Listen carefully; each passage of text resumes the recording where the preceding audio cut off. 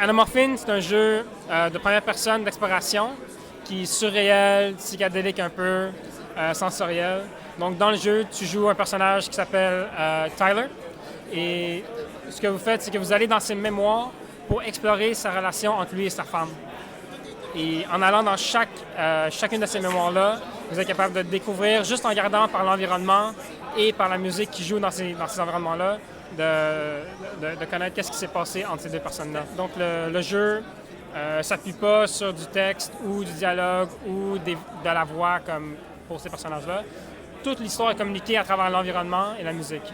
Il va toujours avoir comme un aspect personnel d'avoir l'histoire, mais l'histoire est comme concrète, disons.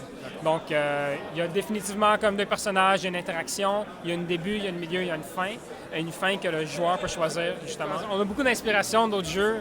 On est souvent, ce qu'on dit, c'est qu'on est inspiré de Gone Home, avec le style visuel de Antichamber. Donc, Gone Home, un jeu très axé sur la narration, très axé sur l'histoire, et Antichamber très axé sur les trucs visuels, les genres de trucs optiques.